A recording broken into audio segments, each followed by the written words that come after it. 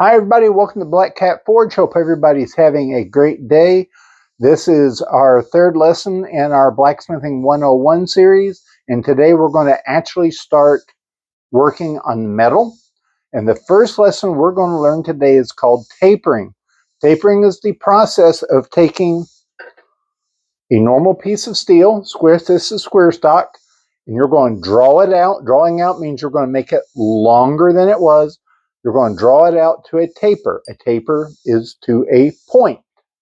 Then once we get it to a point, we're going to then round that taper into a cone, and then we're going to make a finial.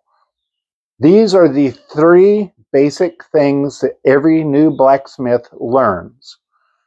And what we'll do in our next video is we'll take the skills that we learned here and we'll make what's called a drive hook, which uses all the skills we're going to learn today. I don't want to put the drive hook in this video because the temptation to fast forward to the end just to see how to make the hook and move on is too great.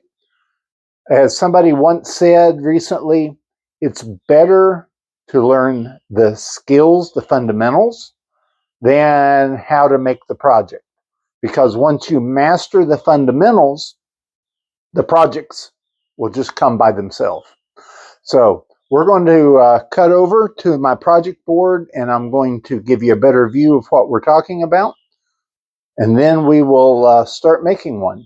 Okay, so we can now look at the storyboard that I made to help explain what I mean by tapering. So first of all, we're going to start with our normal steel, square stock. We're going to work this down on all four sides till it's to a point. This is called a taper. You can then take your taper and you can do what they call working on the diamond. So this is your square stock. If you put it on the anvil like this and you hit it here, then you turn it and you hit it here, and you turn it and hit it here. Eventually, as you keep working it around, what will happen is you will take that and make it into a nice round point. This is like a pencil. And if you notice, we've drawn this out real far.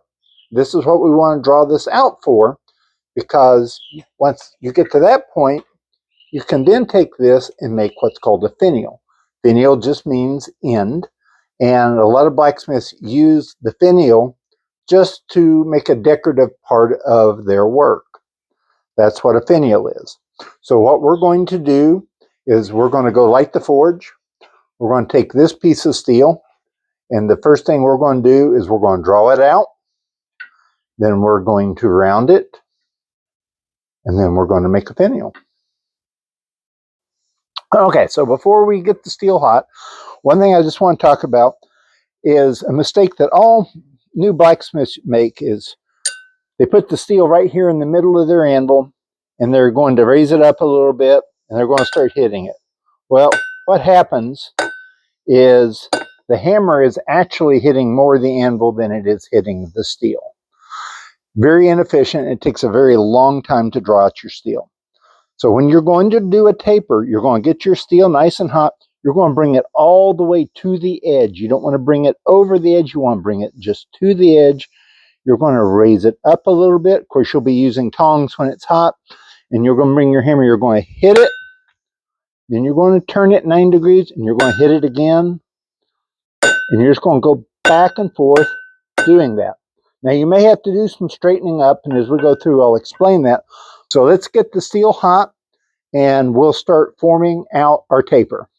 So as we're letting the steel get hot, we're just going to let it take its time and let the heat soak all the way through so the steel moves a lot better.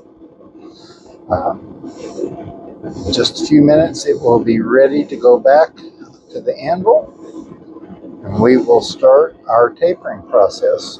Okay, so we're taking our steel out, we're putting it on the edge.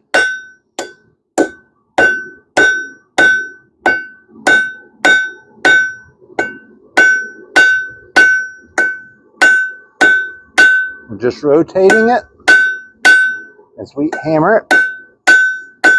And at this point, if you see your steel is kind of getting out of alignment, that's fine.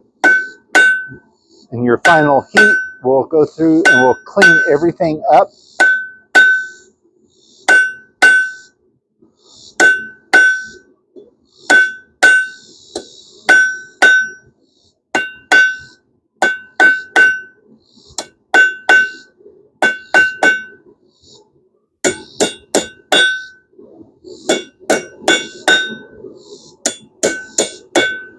As you can see, we're just about got this done. We're going to give it one more quick heat.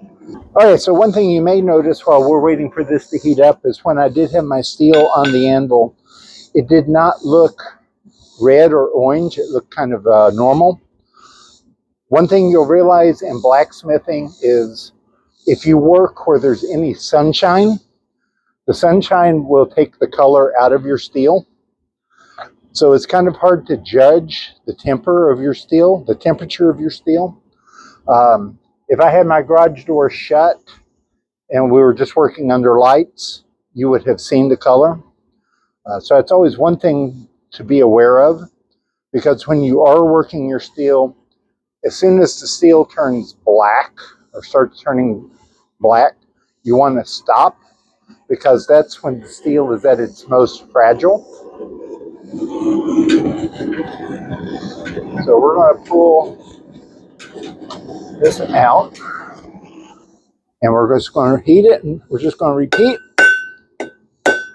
what we've done before, but we're just going to work on the point.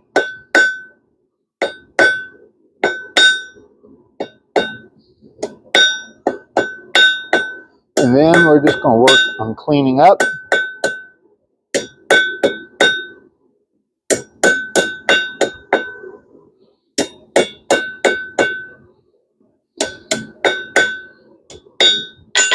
And there you have it. There is a drawn out point. You will find in your blacksmithing, a lot of your work starts with this first step. So the next thing we're going to do,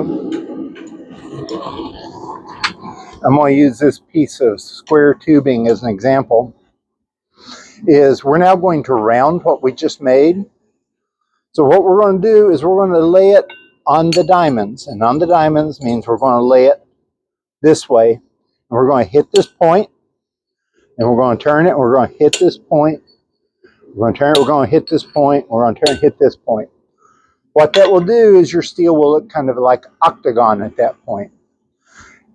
So then all you do after that point is, as it's in your anvil, I'll just swap steel here real quick, is you're just going to start spinning the steel real slowly, and you're just going to be giving it little love taps all the way around.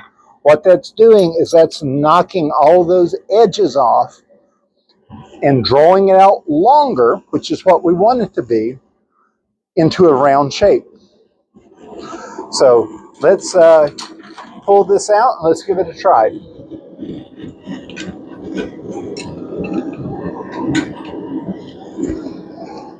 So we're going to lay this on the diamond. We're going to tap it. We're going to bring it over here. And we're going to bring it over here. And we're going to bring it over here. Now, I don't know if you can see this on the camera or not, but now it's kind of octagonal. And then all I'm going to start doing is I'm just lightly tapping the hammer as I'm bringing the steel around. I'm going to go heat it up again.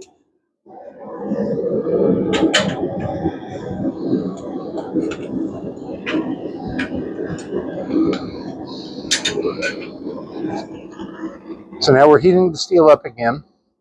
And all we were doing is we were just rotating that steel slowly with the tongs. And we were just doing that. We're not having to hammer hard because we're working on thin metal.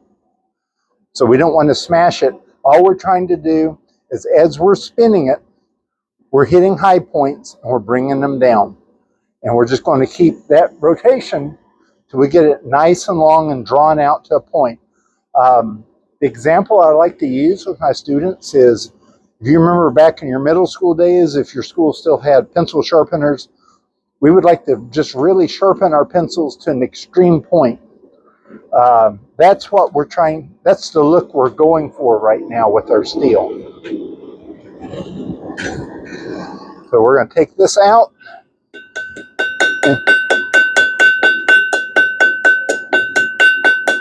And all I'm doing is I'm just rotating my steel, and I'm just doing very light, rapid taps.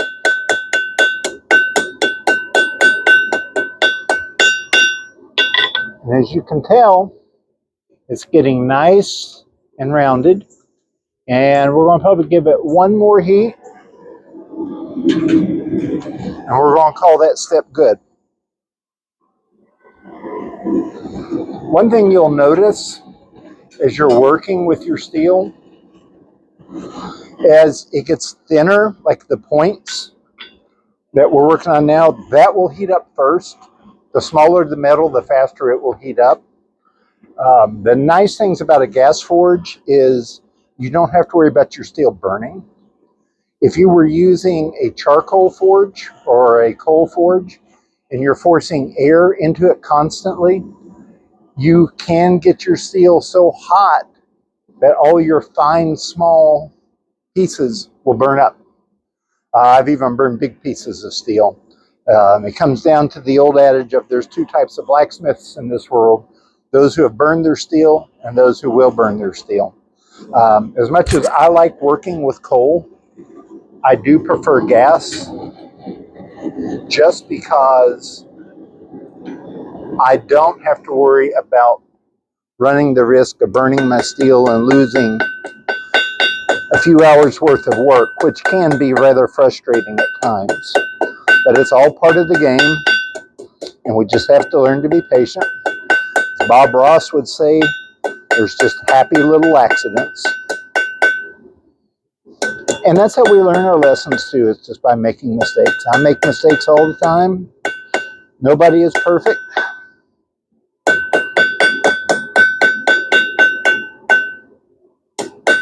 Okay, so now we've got this out to a real nice overdrawn point. So our next step is, when we heat it up, is we're going to push this past the anvil, and we're just going to start slowly tapping down till it starts to bend.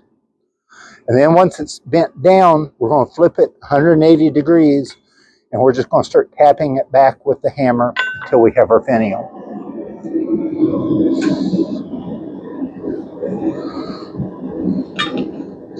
So we finish this, then we're going to go back on our next video.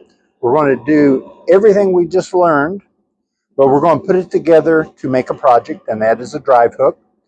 That is the first project that 99% of all new blacksmiths in training make. The drive hook is a really nice little hook. It's got uses all that you can still use today. As a matter of fact, my wife asked me to make her drive hooks all the time, just to hang things up on.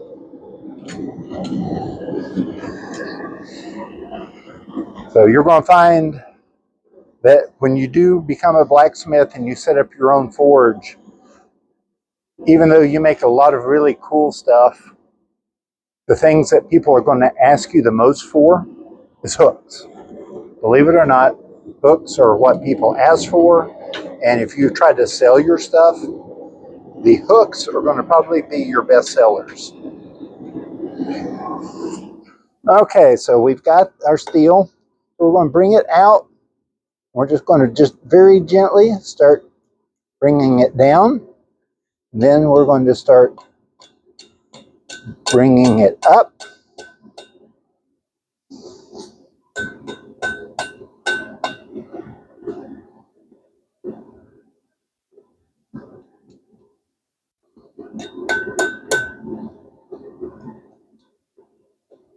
Just a lot of little fiddly hammer work at this point. And there we have a finial. All your finials are going to look different. The goal to try to have with your finials is to try to have them round. 99% of the ones I make seem to be tear-shaped. But again, every blacksmith has their own style. So, it's something to work on. I do have to admit, nowadays, I use called scrolling pliers. I just make my own finials with scrolling pliers. But it's important to learn how to do this first before you start using the other tools.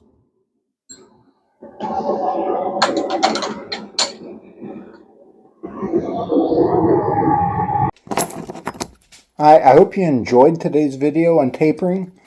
Just as a quick recap, we learned how to take a piece of steel and draw it out to a nice square point.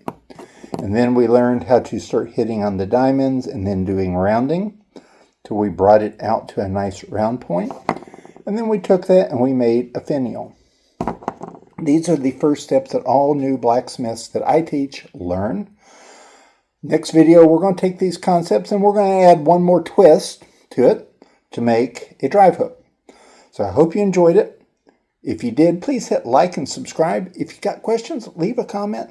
Just remember, the one thing I always say is if you can take a class or have a blacksmith watch you as you do these things, it's only for your benefit, because if you're doing something improperly or have bad form, they can correct it before it becomes a habit, and then you have to unlearn it. So that's all I'm saying. Have a great day, and I'll talk to you later.